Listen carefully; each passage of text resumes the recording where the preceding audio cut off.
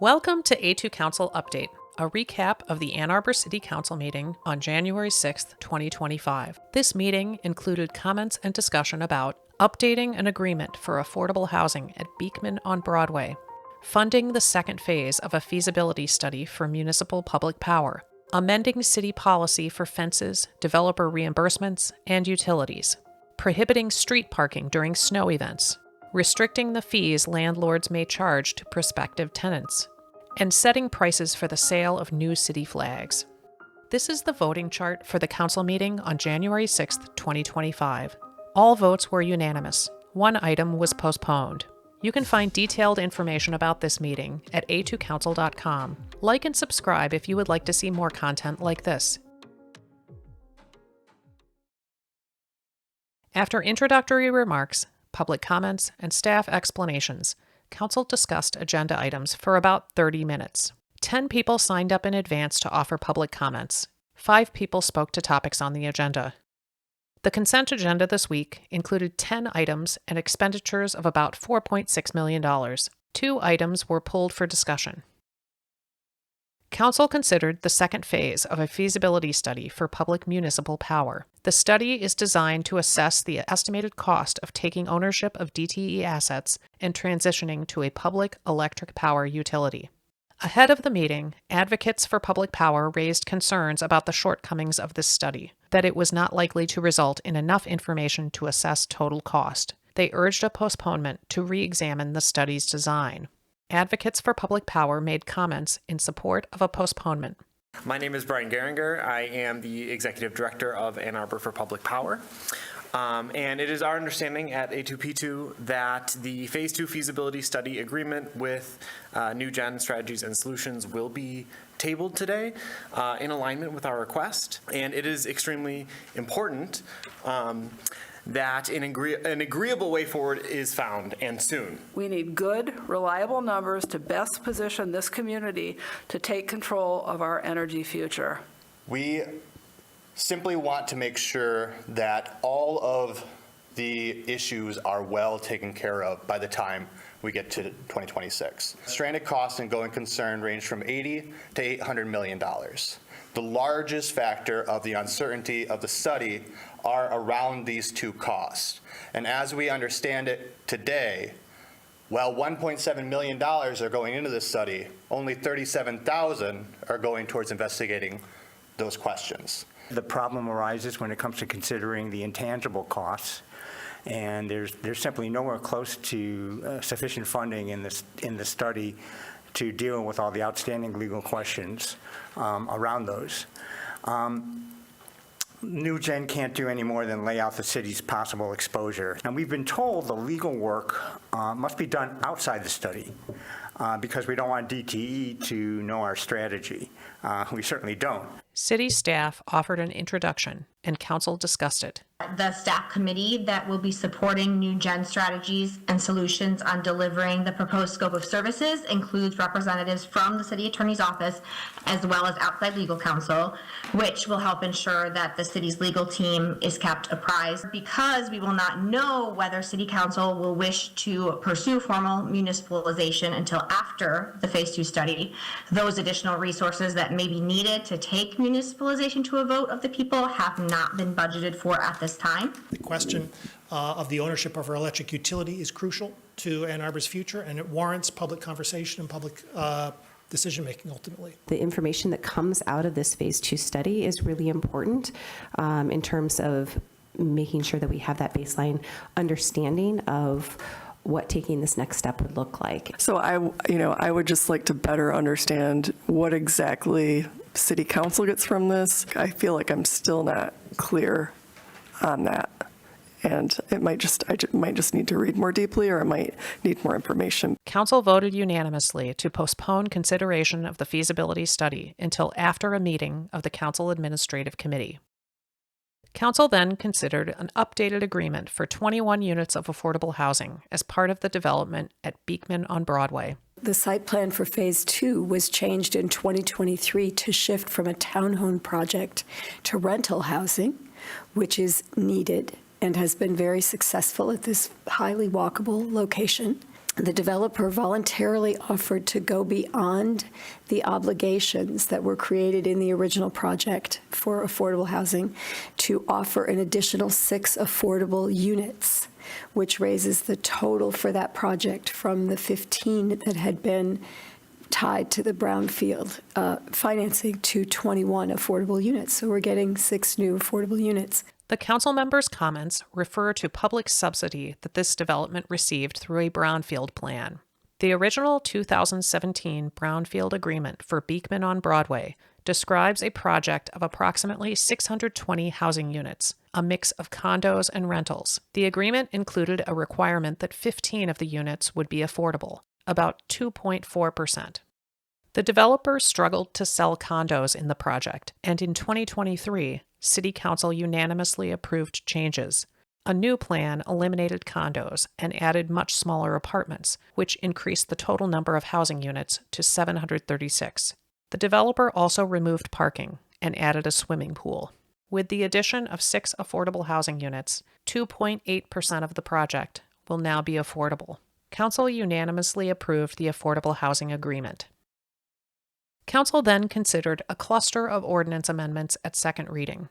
The amendments address the regulation of fences, fee reimbursements for developments that include affordable housing units, and utility definitions. Currently, developments with any number or percentage, including a single affordable housing unit, are offered a reimbursement of 50% of fees paid. This ordinance revision aligns the percentage of the fee rebate with the percentage of the housing. The amendments were approved unanimously. Council then considered an ordinance amendment giving the city administrator discretion to temporarily ban parking on city streets during snow events. This is something that Public Services has been contemplating and for some time. There are certainly some streets and neighborhoods that we know that this won't apply to very well, but many of our neighborhoods will work, and our administrator will be, and Public Services team will be able to come up with a process for identifying that. Once you combine it with the approach of outreach and education on the ordinance change and minimal enforcement for the first few years to ensure good understanding, means this new policy will achieve several important goals. The new policy was approved unanimously. Council considered an ordinance amendment that will limit the application fees that landlords can collect from prospective tenants. The amendment requires that such fees be reimbursed when applicants are not offered a lease on an apartment.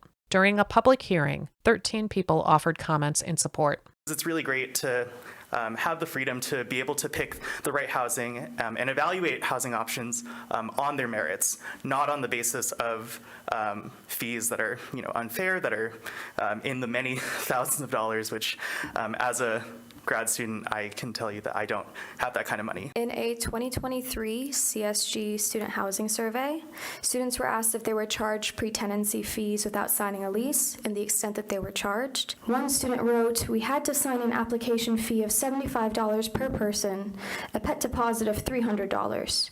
Quote, we also had to pay about $300 to secure our spot. Another application fee of $350. Another group of students had to pay $75 per person as a waitlist fee.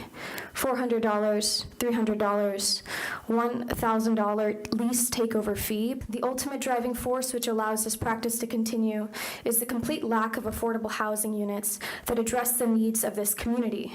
However, asking for transparency is the first step in allowing the city to truly uncover the housing crisis that has been ongoing in Ann Arbor. In the current market, landlords have little reason to engage in these practices, as certainty of leasing is nearly guaranteed.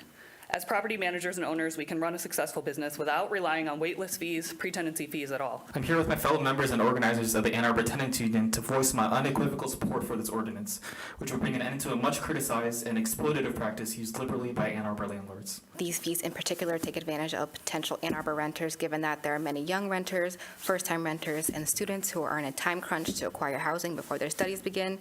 These fees are exploitative and excessive. In the last leasing round, it cost me $300 just to get my name on a list with no guarantee of getting a lease. Me and my roommates last year paid $2,000, and these are paid before March, which is a deadline, which means that landlords are not allowed to show the apartments, which oftentimes means that tenants are essentially signing leases without ever seeing the apartments. I live here in Ann Arbor, and I'm speaking today as a social worker and as somebody who has experienced homelessness personally. Application fees can be from $50 to $100 to $150 per application, and due to folks' credit scores and incomes, people would have their applications denied.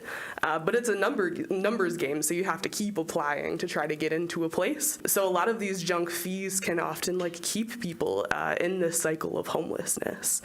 Holding fees, administration fees, waitlist fees, move-in fees, and other junk fees are pretty significant barriers for people who are desperately working for a better life. It's a practice that has turned housing searches into financial traps, especially for those who are already struggling. One person spoke in opposition.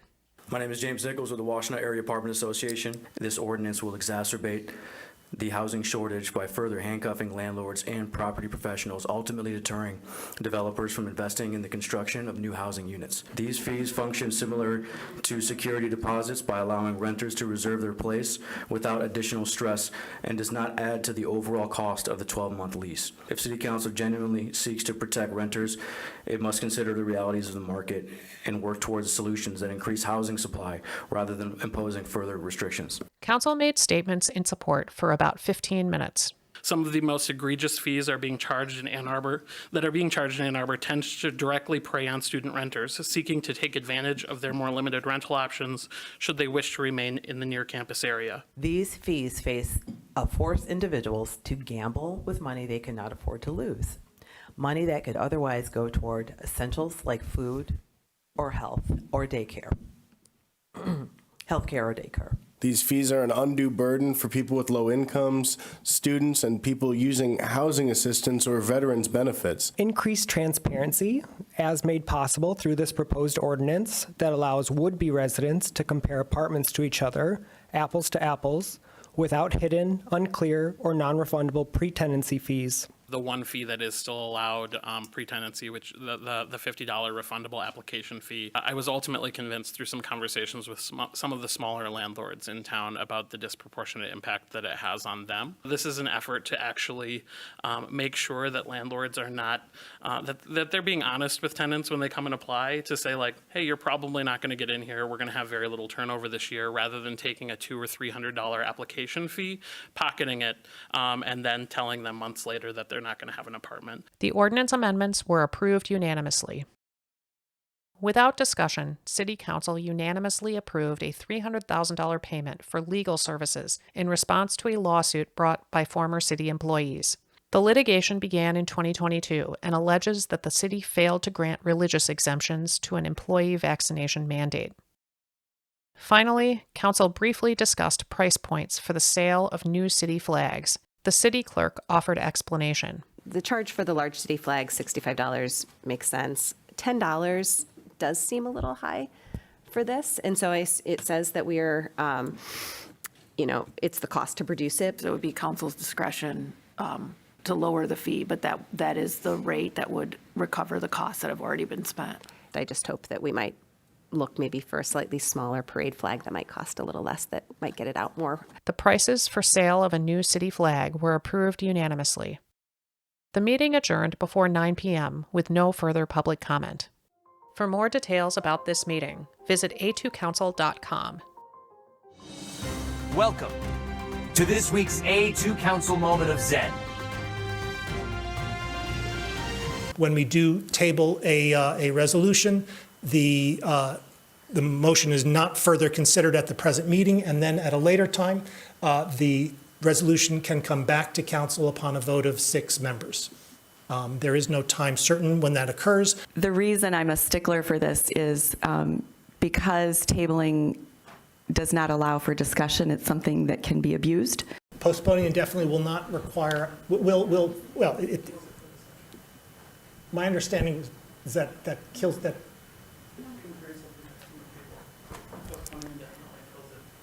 postponing indefinitely, you're correct. Have the conditions been met where I could call the question? Councilmember Iyer. Yeah, I'd actually like to move to postpone this one as well indefinitely. Councilmember Iyer. Thank you. I move to postpone this motion indefinitely. I move to postpone indefinitely this amendment. I am uncertain that you can postpone an amendment. You can't? Mayor, point of order. We're drifting off topic here. We're not spending hours asking really mundane questions of staff during a council meeting. Thank you. Because tabling does not allow for discussion, it's something that can be abused.